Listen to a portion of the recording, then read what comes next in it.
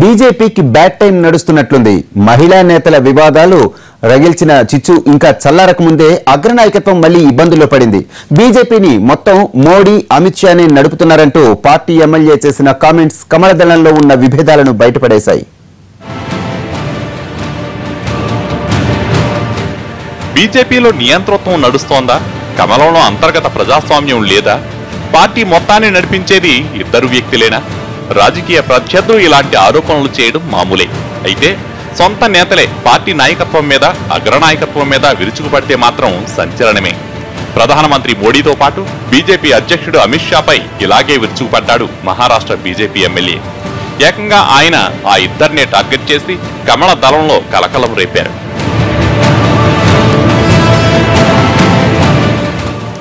ఈయన పేరు రాజ్ పురోహిత్. మహారాష్ట్ర బీజేపీ నేత. 5 సార్లు ఎమ్మెల్యేగా గెలుపొందారు. ప్రస్తుతం కొలాబా నియోజకవర్గం నుంచి ప్రాతినిధ్యం వహిస్తున్నారు. బీజేపీ అగ్రనేతల పేర్లు చెబితేనే ఇప్పుడు ఈయన భగ్గుమంటున్నారు. ఇటీవల కాలంలో పార్టీలో చోటు చేసుకుంటున్న పరిణామాలపై రాజ్ పురోహిత్ తీవ్ర అసంతృప్తితో ఉన్నారు. బీజేపీని ఇద్దరు వ్యక్తులే నడుపుతారంటూ మోడీ, అమిత్ షాపై విరుచుకుపడ్డారు. పార్టీలో సమిష్టి నిర్ణయాలకు చోటు లేదని, వాళ్ళిద్దరూ ఏది చెబితే దాన్నే పార్లమెంటరీ బోర్డు ఆమోదిస్తుందంటూ ఘాటు విమర్శలు చేశారు. ఓటీవీ ఛానల్ నిర్వహించిన స్టింగ్ ఆపరేషన్ లో గుట్టంతా విప్పేశారు రాజ్ పురోహిత్. कलेक्टिव लीडरशिप नाम की कोई चीज दुनिया में नहीं होती। धोखा है। कोई आदमी अपनी कलेक्टिव लीडरशिप बताता है, लेकिन सबको साथ में देखता है। तो फ्रॉड है, फ्रॉड है। What is collective leadership? तो 10 लोग चीज करके ब्रेक कर सकते हैं। वो जो होता है करते हुए उनसे अप्रूव करवाते हैं। That's what.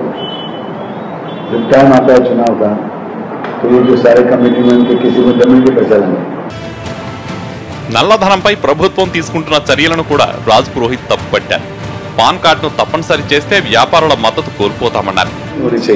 जिसके कारण समाज की समाज अपने से अलग हो जाए। जैसे बनिया है, सबसे बड़ा सपोर्टर है अपना, हार्डकोर सपोर्टर। कांग्रेस की मीट रूल से दुखी था। अब आपने क्या कानून बनाया कि 1 लाख रुपए से ज्यादा सोना खरीदना है, दागिना खरीदना है, तो उसका पान कार्ड बताना पड़ेगा। अब देश में आधी इकोनॉमी तो ब्लैक मनी से चल रही है, और पान कार्ड चला रहे हो, बनिए का व्यापार रुक गया कि नहीं? మహిళా నేతల వివాదంతో సతమతమవుతున్న బీజేపీకి రాజ్ పురోహిత్ రూపంలో మరో తలనొప్పి మొదలైంది. బీజేపీలో అంతర్గతంగా ఏం జరుగుతుందన్నది పక్కన పెడితే ఓ సాధారణ ఎమ్మెల్యే పార్టీ అధ్యక్షుడిని, ప్రధానిని విమర్శించడం చిరాకు తెప్పించే వ్యవహారమే. దీంతో వెంటనే మేల్కొన్న మహారాష్ట్ర బీజేపీ శాఖ రాజ్ పురోహిత్ కు నోటీసులు జారీ చేసింది. 3 రోజుల్లో సమాధానం ఇవ్వాలని ఆదేశించింది.